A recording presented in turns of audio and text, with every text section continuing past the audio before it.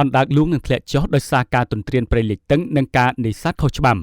មន្ត្រីរដ្ឋបាលជលផលនិងអង្គការអភិរក្សបានលើកឡើងថាអណ្ដើកលួងនឹងត្រូវធ្លាក់ចុះដោយសារការទន្ទ្រានព្រៃលិចទឹកនៅតាមប្រព័ន្ធព្រៃស្រែអំបិលនិងការនេសាទខុសច្បាប់ខណៈដែលស្ថាប័នពាក់ព័ន្ធទាំងនោះកំពុងបង្កើនការងារចុះល្បាតអប់រំផ្សព្វផ្សាយដល់សហគមន៍ការលែងអណ្ដើកលួងឲ្យត្រឡប់ទៅវិញនិងបង្កើនការបង្កាត់ពូជអណ្ដើកលួងជាដើមលោកអុកវិបុលប្រធាននាយកដ្ឋានអភិរក្សជលផលនៃក្រសួងកសិកម្មរុក្ខាប្រមាញ់និងនេសាទបានប្រាប់ឲ្យដឹងកាលពីថ្ងៃទី10ខែធ្នូថាវត្តមានអណ្ដើកលួងគឺបញ្ជាក់ពីកេរ្តិ៍ឈ្មោះរបស់កម្ពុជាយើងដែលអាចអភិរក្សអណ្ដើកលួងឲ្យនៅសេសសល់មកដល់បច្ចុប្បន្ននេះខណៈដែលប្រទេសគេផ្សេងដែលមានពីមុនមកគឺបានផុតពូជអស់ទៅហើយប៉ុន្តែផ្ទុយទៅវិញយើងអាចបង្កើនការចិញ្ចឹមជាពិសេសគឺការបង្កាត់ភ្ញាស់នៅតាមមជ្ឈមណ្ឌលរបស់យើងដែលនៅឆ្នាំនេះគឺបានទទួលពងច្រើនហើយក៏ញាស់កូនបានច្រើនផងដែរមន្ត្រីដដែលរូបនេះបានបន្ថែមថាវត្តមានអណ្ដើកលួងក៏ជាសូចនាករមួយដែលបង្ហាញពីគុណភាពទឹក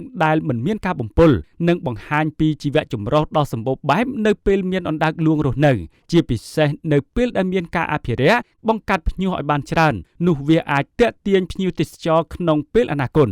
លោកអុកវិបុលបានបញ្ជាក់បន្ថែមថាយើងកំពុងគិតថានៅពេលអនាគត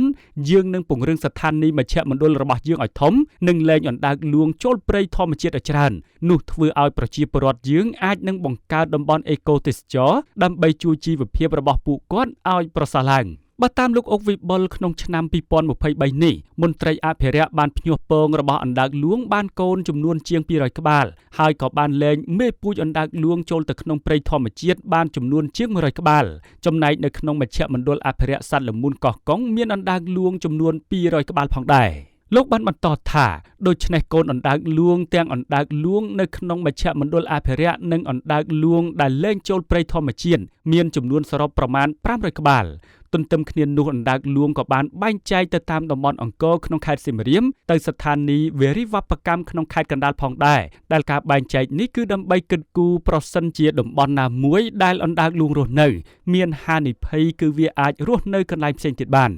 ដោយឡែកលោកថុនផុនប្រធានក្រុមអភិរក្សអណ្ដើកលួងនិងក្រពើត្រីនៃអង្គការសហគមន៍អភិរក្សសត្វព្រៃ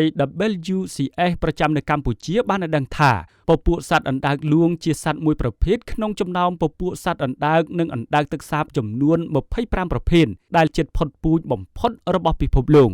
បើតាមលោកថុនផុនបច្ចុប្បន្ននេះការងារអភិរក្សអណ្ដើកលួងគឺខាងអង្គការរបស់លោកនិងអាជ្ញាធរបានចាប់ផ្ដើមកម្មវិធីបង្កាត់ពូជសត្វអណ្ដើកលួងនៅមជ្ឈមណ្ឌលអភិរក្សសត្វល្មូនខេត្តកោះកុងដែលកម្មវិធីនេះធ្វើឡើងបានជោគជ័យរយៈពេល3ឆ្នាំមកហើយខណៈដែលឆ្នាំនេះជាឆ្នាំទី4ដែលកម្មវិធីបង្កាត់ពូជសត្វអណ្ដើកលួងបានទទួលពងច្រើននិងភ្ញាស់កូនបានច្រើន